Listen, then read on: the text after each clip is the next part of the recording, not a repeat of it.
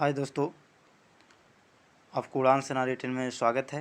नए क्वेश्चन के साथ फिर मैं एक बार हाजिर हुआ हूँ। मेरा नाम श्रीकांत सर है। मैं अपना इंस्टीट्यूट उड़ान सेना भर्ती ट्रेनिंग सेंटर चलाता हूँ, जिसमें इस बार बहुत ही अच्छे क्वेश्चन के साथ मैं इस वीडियो में हाजिर हुआ हूँ, जिसे आप देखना ना भूलें और स्किप करके ना देखें, पूरा वीडियो देखिएगा। अगर आप नए हैं तो इस चैनल को सब्सक्राइब करें। तो देखते हैं, ये सैम्पल पेपर है। ये आपका जो इस बार गए यारों में पूछा गया क्वेश्चन है, उसी से रिलेटेड है। सोल्जर जीडी का क्वेश्चन है, ये देख लीजिए यहाँ पर, है ना।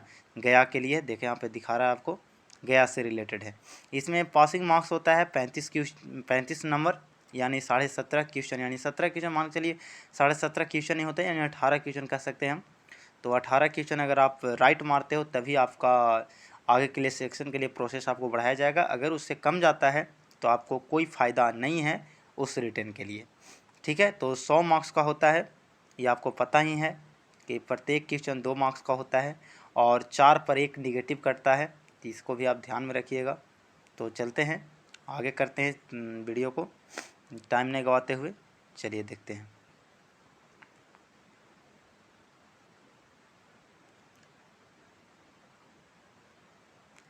क्वेश्चन कह रहा है, पहला क्वेश्चन है कि सार्क के सदस्य कितने देश हैं। तो सार्क के सदस्य जो हैं आपका 8 है। आप यहाँ पर देख रहे हैं कितना है, 8 है ना। थोड़ा सा इसको हटा लेता हूँ मैं, ठीक है। कितना है, 8 है। क्लियर। अगला क्वेश्चन है, कंप्यूटर का आविष्कार किसने किया। तो कंप्यूटर का आविष्कार जो है चार्ल्स बेबेज ने, सी ऑप्शन दूसरा नंबर क्वेश्चन था कि कंप्यूटर का आविष्कार किसने किया, तो चार्ल्स बेबेज, ठीक है। चलिए अगला क्वेश्चन देखते हैं। अगला क्वेश्चन है आपका कि भारत में प्रथम बुलेट ट्रेन को जोड़ती है, यानी तीसरा नंबर क्वेश्चन जो है आपसे बहुत ही अच्छा क्वेश्चन है। कह रहा है कि भारत की प्रथम बुलेट ट्रेन जो है, यानी जोड़ती किसको किसको है। तो ये जोड़ती है अहमदाबाद से दिल्ली को जोड़ती है। किसको जोड़ती है, अहमदाबाद से मुंबई को, दिल्ली के नहीं, अहमदाबाद से मुंबई को जोड़ती है। ये देखिए, ये ऑप्शन राइट। क्लियर। चलिए अगला क्वेश्चन देखते हैं। अगला कह रहा है कि ईस्ट इंडिया कंपनी की स्थापना किस वर्ष हुई थी। ईस्ट इंडिया कंपनी की स्थापना किस वर्ष हुई थी। तो ईस्ट इंडिया कंपनी की स्थापना जो है आपको हुआ था 1600 ईस्वी में, है ना। ईस्ट इंडिया कंपनी जो है भारत में कब आई थी, 1600 ईस्वी में। क्लियर। चलिए आगे देखते हैं। अगला क्वेश्चन है 55 नंबर, भारत का राष्ट्रीय संग्रहालय कहाँ स्थित है। तो भारत का राष्ट्रीय संग्रहालय जो है ये दिल्ली में स्थित है। कहाँ स्थित है, दिल्ली में स्थित है। क्लियर। चलिए अगला क्वेश्चन करते हैं। अगला है आपका 6 नंबर। कह रहा है कि बहुत ही अच्छा क्वेश्चन है, इसको देख लेते हैं अच्छे तरीके से। कह रहा है कि एक जनता एक राष्ट्र एक नेता की नीति किसने दिया था। तो ये जो है आपको हिटलर ने दिया था। हिटलर बहुत ही तानाशाह था, तो ये कहता था कि एक जनता, यानी किसी भी देश के लिए एक जनता होना चाहिए, उसका एक ही राष्ट्र होना चाहिए और एक ही नेता होना चाहिए। सब अगर एक हो तभी वो जो है सही चलेगा। आगे चलते हैं 7वां नंबर क्वेश्चन। 7 नंबर कह रहा है कि विश्व का सबसे गहरा महासागर कौन है। तो विश्व का सबसे गहरा महासागर जो है प्रशांत महासागर है और सबसे बड़ा भी वही है। दोनों के लिए वही क्वेश्चन है, यानी आप देख सकते हैं, ठीक है। C option is right answer. आगे है कि मोहन बागान, बहुत ही अच्छा क्वेश्चन है इस बार आर्मी के लिए। ये थोड़ा सा डिफ़िकल्ट डाल दिया था लड़के के साथ, ठीक है। तो ये 1 नवंबर को एग्ज़ाम पड़ा था, तो इसलिए स्किप करके ना देखें। जो भी नया हो तो इस चैनल को सब्सक्राइब कर लें, क्योंकि इसमें बहुत सारे क्वेश्चन डाला गया है और डाला जाएगा। तो आप इस चैनल को सब्सक्राइब कर लें और बेल आइकन को क्लिक कर दें, ताकि कोई भी नोटिफिकेशन आपके पास पहुंच जाए। इसमें फिजिकल से रिलेटेड जो भी सेना में खोजा जाता है डॉक्यूमेंट्स, ये सब टोटल चीज़ से वीडियो यहाँ पे डाला जाता है, बताया जाता है। तो इसके आप देख सकते हैं इसके ये प्लेलिस्ट में जाकर। तो चलिए देखते हैं अगला क्वेश्चन। तो मोहन बागान जो 8वां नंबर क्वेश्चन है वो किससे संबंधित है बाबू, तो फुटबॉल से। किससे है, फुटबॉल से। क्लियर। आगे चलते हैं, अगला क्वेश्चन देखते हैं। अगला क्या कह रहा है, 9 नंबर कह रहा है कि रूसी क्रांति के जनक किसे कहा जाता है। तो रूसी क्रांति के जनक जो है लेनिन को कहा जाता है। ये हमारे लड़के के द्वारा मारा गया था क्वेश्चन, उसी क्वेश्चन को हम आपको करवा रहे हैं, ठीक है। तो देख रहे होंगे कि इसमें सब क्वेश्चन टच किया गया है। तो हम चेक किए थे कि कितना लड़का मेरा मारा है। तो इसका सिलेक्शन राजपूताना रेजिमेंट में मिल चुका है। ये पुरुषोत्तम कुमार के द्वारा मारा गया था। इसका वीडियो आपको यूट्यूब पे भी मिलेगा। वो कितना अच्छा लाजवाब शायरी मारा है और बताया है जब फेयरवेल पार्टी हुई थी। तो तो चलिए देखते हैं। वो 50 में 49 क्वेश्चन मारा था, 50 में 50 मारा, लेकिन एक रॉन्ग हो गई थी, तो आपको आगे चल के पता चलेगा कि कौन सा रॉन्ग था। तो चलिए, रूसी क्रांति के जनक कौन था? लेनिन। आगे 10 नंबर है कि उपराष्ट्रपति का कार्यकाल कितने वर्ष का होता है? तो 5, D option is right answer. ठीक है, 5 वर्ष। आगे चलते हैं, अगला क्या है? अगला है 11 नंबर क्वेश्चन है कि कालाहारी मरुस्थल किस देश में स्थित है? तो कालाहारी मरुस्थल जो है, ये यही क्वेश्चन जो है उसके द्वारा गलती मारा गया था। ठीक है, यही क्वेश्चन जो है उसके द्वारा गलती मार दिया गया था। ठीक है, तो कालाहारी मरुस्थल जो है ये है आपका दक्षिण अफ्रीका में। ठीक है, जैसे सहारा है ना, उसी तरह से ये भी जो है दक्षिण अफ्रीका में ही है, लेकिन उसके द्वारा मार दिया गया था ये सऊदी अरब, यही गलती मार दिया था वो। लेकिन इसका आंसर इज राइट, दक्षिण अफ्रीका। क्लियर। चलिए आगे चलते हैं, अगला क्वेश्चन देखते हैं अगला क्या कह रहा है। अगला है 12 नंबर की अक्षरधाम मंदिर किस राज्य में स्थित है? तो अक्षरधाम मंदिर जो है 3-4 जगह स्थित है। ठीक है बाबू, तो ये दिल्ली में भी है, आपका गुजरात में भी है ना, उत्तराखंड में भी है। तो इसमें जो ऑप्शन रहेगा उसी को हम मारेंगे। तो इसमें है क्या? तो इसमें है गुजरात। क्लियर, तो हम गुजरात को इसमें राइट करेंगे। चलिए अगला देखते हैं, अगला क्या क्वेश्चन है। अगला है कि भारत का सबसे अधिक जनसंख्या वाला राज्य कौन सा है? तो भारत की सबसे अधिक जनसंख्या वाला जो राज्य है वो है यूपी। कौन सा है? यूपी है, यानी उत्तर प्रदेश सबसे ज़्यादा, और सबसे घनत्व में जो अधिक है वो है बिहार। क्लियर, और क्षेत्रफल में जो सबसे बड़ा है वो है आपका राजस्थान। ठीक है, तो सब ऑप्शन उसमें आपको दे देता है, इसलिए कन्फ्यूज नहीं करना है। भारत की सबसे बड़ी कृषि नहर का नाम बताओ। तो भारत की सबसे बड़ी कृषि नहर जो है वो है इंदिरा गांधी। इंदिरा गांधी नहर जो है वो कृषि के क्षेत्र में सबसे बड़ा नहर है। ठीक है, चलिए आगे चलते हैं, आगे क्वेश्चन देखते हैं। 15 नंबर कह रहा है निम्न में से छत्तीसगढ़ की राजधानी कौन सी है? तो छत्तीसगढ़ की राजधानी जो है रायपुर है, ये आपको पता है, रायपुर है। क्लियर, चलिए आगे देखते हैं, अगला क्वेश्चन क्या कह रहा है। अगला है आपका कि 16 नंबर, निम्न में से कौन सा इलेक्ट्रॉनिक यंत्र नहीं है? तो इलेक्ट्रॉनिक यंत्र नहीं है जो कह रहा है, तो टेलीविज़न जो है इलेक्ट्रॉनिक यंत्र है बाबू, कंप्यूटर इलेक्ट्रॉनिक यंत्र है, रेडियो भी इलेक्ट्रॉनिक, लेकिन बल्ब जो है इलेक्ट्रॉनिक यंत्र नहीं है ये। तो इसको ध्यान देना है, ये बल्ब जो है इलेक्ट्रॉनिक से जलता है, ये इलेक्ट्रिक से, लेकिन यंत्र नहीं है। यंत्र अलग होता है और ये वस्तु अलग होते हैं।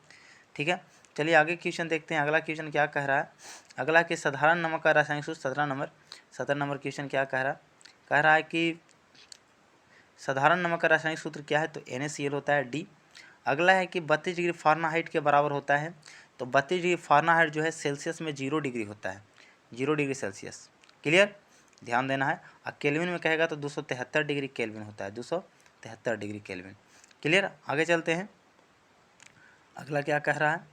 अगला है कि शीतल पेय में निम्न में से कौन सी गैस भरी होती है?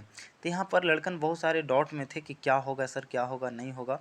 तो इसमें जो होता है वो है आपका कार्बन डाइऑक्साइड भी होता है और नाइट्रोजन भी होता है बाबू। तो यहाँ पे नाइट्रोजन भी आप मार सकते हो। ठीक है, ये राइट आंसर होगा, कार्बन डाइऑक्साइड नहीं होगा यहाँ पर, आपका आंसर हो जाएगा राइट नाइट्रोजन। ठीक है, ज़्यादातर नाइट्रोजन ही यूज होता है, लेकिन कार्बन डाइऑक्साइड भी इसमें यूज होती है। चलिए आगे देखते हैं, कह रहा है 20 नंबर की प्रतिरोध का मात्रक क्या है? प्रतिरोध का मात्रक क्या है? तो प्रतिरोध का मात्रक जो है आपका क्या है? ओम है। प्रतिरोध का मात्रक क्या है? ओम है ना। तो चलिए ये सही इज राइट आंसर, ओम।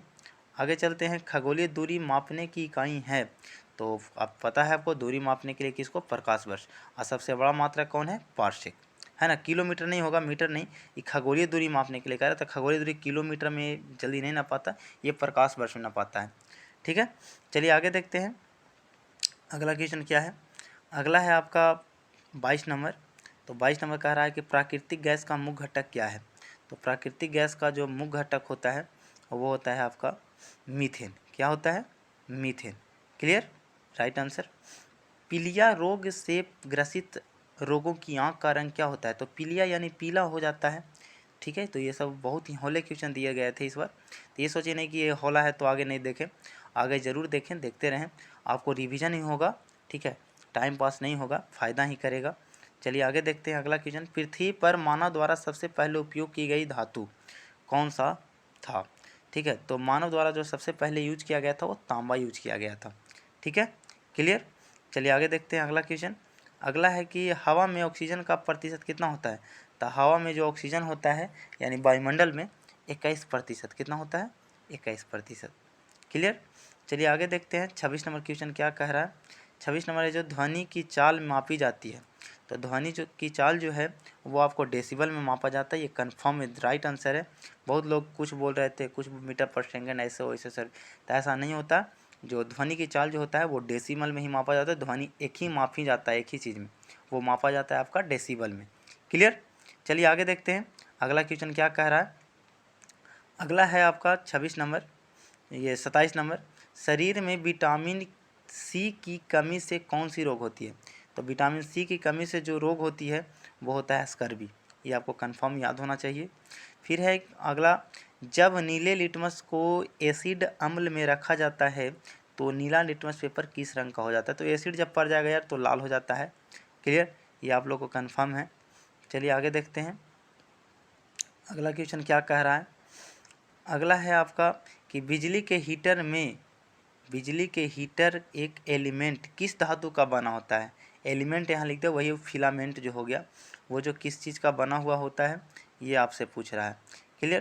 तो ये जो है बना होता है, हीटर जो है नाइक्रोम का बना होता है, और बल्ब का जो फिलामेंट होता है वो आपका टंगस्टन का बना होता है। क्लियर। अगला है कि हवा में 0 डिग्री सेंटीग्रेड पर ध्वनि की गति होती है। तो 0 डिग्री यानी एकदम नॉर्मल ताप, नो टेम्परेचर, है ना। तो वहाँ पर जो होता है वो होता है 332 मीटर पर सेकेंड। इस राइट आंसर, इसको कंठस्थ कर लीजिएगा। बहुत ही बार बार पूछा जाता है ये क्वेश्चन, हर एग्ज़ाम में पूछा जाता है, ये नहीं कि सिर्फ आर्मी में ही पूछा जाता है, सब में पूछा जाता है। चलिए अगला है 31 नंबर क्वेश्चन।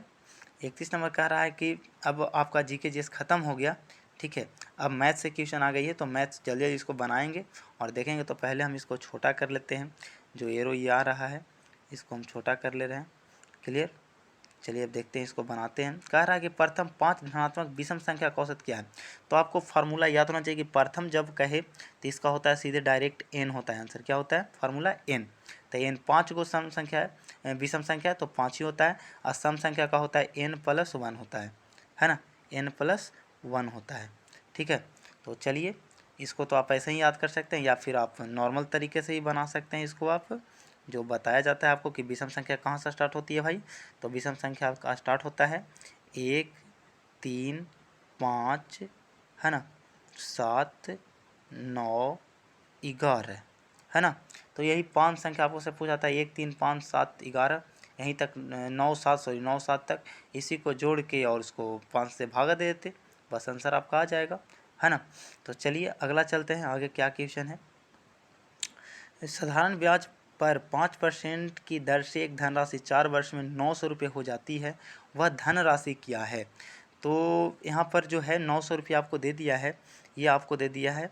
इसको थोड़ा सा हम बड़ा कर लेते हैं, ठीक है, थोड़ा सा बड़ा कर लेते हैं।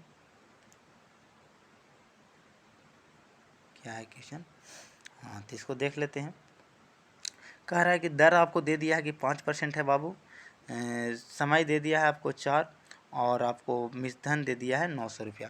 तो फार्मूला होता है मूलधन बराबर, ठीक है। तो मूलधन बराबर आप या लगा सकते हो, या मूलधन बराबर डायरेक्ट फार्मूला लगा सकते हो, ठीक है।